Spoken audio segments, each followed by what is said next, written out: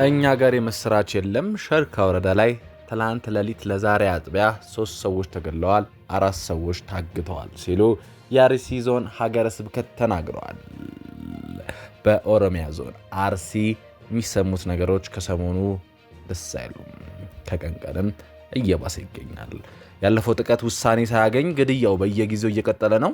አሁን ይህንን አሳዛኝ ዜና እየሰማን ነው ሲል የኢትዮጵያ ኦርቶዶክስ ተዋሕዶ ቤተክርስቲያንም በዚህ ጉዳይ ሀሳባቸውን ሰጥተዋል።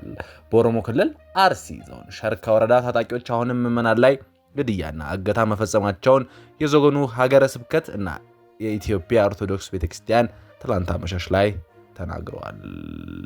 ከዚህ ጋር በተገናኘ ሙሉ የሁለቱን ወገን ሀሳብ ለእናንተ ይዘን ቀርበናል። እንደምን ቆያችሁ ውድ የአንከር ዜና ቤተሰቦች፣ ሰላም፣ ፍቅር፣ ጤና ባላችሁበት ድረስ እያለን ከላይ የጠቀስነውን ዜና ጨምሮ የተለያዩ ዜናዎች ለእናንተ ይዘን በሰዓታችን መጥተናል። በተያያዘ ዜና በ13/3/2018 ዓ.ም በቤንሻንጉል ጉሙዝ ክልል በቡለን ወረዳ በኩጂ ቀበሌ ጠዋት 11 ሰዓት ጀምሮ ታጣቂዎች በንጹህ ዜጎች ላይ ድንገተኛ ተኩስ በመክፈት የአንድ ቤተሰብ ሙሉ አባላትን ጨምሮ ለጊዜው ቁጥር ያልታወቀ በርካታ ሕይወቶችን እንዳለፈ መረጃዎች አመለክታሉ። ከጥቃቱ የተረፉ የአካባቢ ነዋሪዎች ቀያቸውን ለቀው እየወጡ መሆኑን ምንጮች ዘግቧል። እዛ አካባቢ ያለው ሕዝብ ሽብር ላይ ይገኛል። ቦታውን ለቀው እየወጡ ይገኛሉ። በቡለን ወረዳ ቤንሻንጉል ጉሙዝ ጥቃቶች ከጊዜ ጊዜ ጨምረዋል። በዚህ ጉዳይም ሀሳቦች ይዘናል። በደባርቅ ዩኒቨርሲቲ ሰሞኑን ከግቢው ትምህርታቸውን እየተከታተሉ የሚገኙ ተማሪዎች የዩኒቨርሲቲው የሚያቀርብላቸው ምግብ ጥራት ጋር በተገናኘ ባላቸው ጥያቄ ቅሬታ ሰልፍ ማድረጋቸው ይታወቃል። ተማሪዎቹ አድርገውት የነበረው ሰልፍ በጸጥታ ኃይላት በተተኮሰ ጥይት ሕይወታቸው ያለፈ ተማሪዎች መኖራቸው በማህበራዊ ትስስር ገጾች ሲዘዋወር ነበር። ጉዳዩን አስመልክተን የዩኒቨርሲቲው ባወጣው መግለጫ እንደተከታተለው አንድ ተማሪ ላይ የህይወት ጉዳት አላጋጠመም ሲሉ ሰሞኑን ሲናፈስ የነበረውን ዜና አስተባብለዋል። ከዚህ ጀርባ ያለው እውነታ ምንድነው? በዚህም ጉዳይ በዝርዝር እንመለሳለን። የተወደዳችሁ የአንከር ዜና ቤተሰቦች መረጃውን እየሰማችሁ አብራችሁን ስላላችሁ እናመሰግናለን። መረጃውን እየሰማችሁ ባላችሁበት ሁኔታም ላይክ፣ ሼር ማድረጋችሁ እንዳረሱ። ለቻናላችን እንግዳ ከሆናችሁ ሰብስክራይብ አድርጋችሁ ከአንከር ዜና እንድትወዳጁ ጋብዘናል። አሁን በዝርዝር ወደ ያዝናቸው መረጃዎች እናልፋለን። አንድም ተማሪ ላይ እኛ ጋር የመስራች የለም ሲሉ የሸርካ ወረዳ ላይ ትላንት ሌሊት 9 አጥቢያ 3 ሰዎች መገደላቸውንና 4 ሰዎች መታገታቸውን የአርሲ ዞን ሀገረ ስብከት ተናገረ። ያለፈው ጥቃት ውሳኔ ሳናገኝ ግድያው በየጊዜው እየቀጠለ ነው። አሁን ይህንን አሳዛኝ ዜና እየሰማን ነው የኢትዮጵያ ኦርቶዶክስ ተዋሕዶ ቤተክርስቲያን ስትል ተናግራለች። በኦሮሚያ ክልል አርሲ ዞን ሸርካ ወረዳ ታጣቂዎች አሁንም ምዕመናን ላይ ግድያና እገታ መፈጸማቸው የዞኑ ሀገረ ስብከትና የኢትዮጵያ ኦርቶዶክስ ተዋሕዶ ቤተክርስቲያን ትላንት አመሻሽ ሀሳባቸውን ሰጥተዋል። በኢትዮጵያ ኦርቶዶክስ ተዋሕዶ ቤተክርስቲያን የአርሲ ዞን ሀገረ ስብከት አመራር የሆኑ ስሜ ቢጠቀስ ለደህንነት ያሰገኛል ያለው አመራር እኛ ጋር የመስራች የለም። ሸርካ ወረዳ ላይ ትናንት ሌሊት ለዛሬ አጥቢያ 3 ሰዎች ተገድለዋል፣ 4 ሰዎች ታግተዋል ብለዋል። ግድያው የተፈጸመው በአርሲ ሆሎንቆ ዋቢ ወረዳ ድንበር በሆነው በሸርካ ወረዳ ላይ ልዩ ቦታው ሚተና ቀበሌ ገበሬ ማህበር መሆኑን ይነገራል። እየተፈጠረ ያለው ነገር የሚያሳዝን ነው በማለት በግድያው ጥልቅ ሐዘን እንደተሰማቸው የገለጹት የሀገረ ስብከቱ አካል ጉዳዩን ለጠቅላይ ቤተ ክህነት በማሳወቅ ውጪ ምንም ማድረግ እንዳልተቻለ አስረድተዋል። እኛ ለጠቅላይ ቤተ ክህነቱ በደብዳቤ ለማሳወቅ ነው የሞከርነው፣ እናሳውቃለን፣ ተጠሪነታችንም ለነሱ ነው ብለዋል። ግን ውጦ ጸጥ ነው፣ እኛ ነን የምንደበደበው፣ ከዚህ በላይ ምንም ማድረግ አንችልም ሲሉ ሐዘናቸውን ገልጸዋል። በአጠቃላይ በ2018 ዓ.ም ብቻ በአርሲ ዞን ስንት ምዕመናን ተገደሉ፣ ስንትስ ታገቱ ተብሎ ከቲክ በኢትዮጵያ ለቀረበላቸው ጥያቄ አሁን እኮ ወደ 40 እየተጠጋኑ ቦማሾች ብቻ ከባድ ነው ያለው ነገር ብለዋል።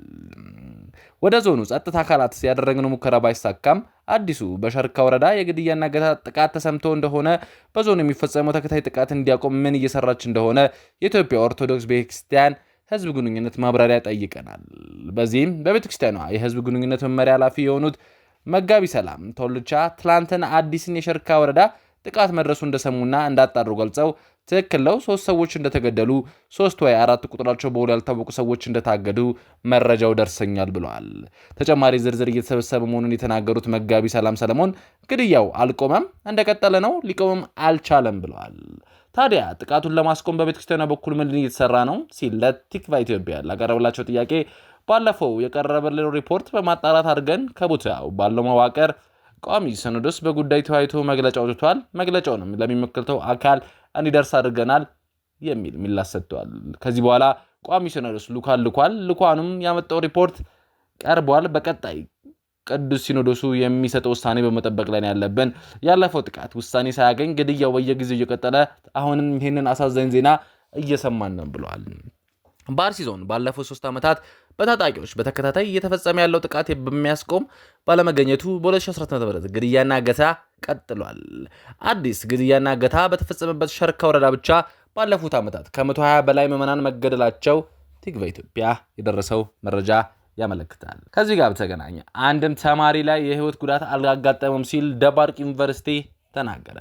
በደባርቅ ዩኒቨርሲቲ ከሰሞኑ ከግቢ ትምህርታቸውን የተከታተሉ የሚገኙ ተማሪዎች ዩኒቨርሲቲ የሚያቀርብላቸው ምግብ ጥራት ጋር በተገናኘ ባላቸው ቅሬታ ምክንያት ሰልፍ ማድረጋቸው ይታወቃል።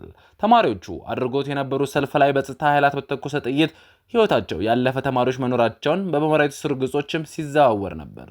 ጉዳዩን አስመልክቶ ማምሻውን ዩኒቨርሲቲ ባወጣው መግለጫ አንድም ተማሪ ላይ የህይወት ጉዳት አላጋጠመም ሲል አስተባብሏል። ዩኒቨርሲቲው አንዳንድ ማህበራዊ ሚዲያዎች የተላለፈ መረጃን አስመልክቶ ይፋዊ ማብራሪያ ላለመስጠት ብሎ ባወጣው መግለጫ በዩኒቨርሲቲው የተከሰተ ጉዳይ በሰላም የተፈታ ሲል ጠርቶታል። በጉዳዩ ዙሪያ የተለያዩ መረጃዎች ሲተላለፉ የነበሩ አካላት ጉዳዩን በቅርበት ያልተረዱ ሲሉ የጠራው መግለጫው ሲዘዋወር የነበረው መረጃ የተሳሳተ ብሎታል።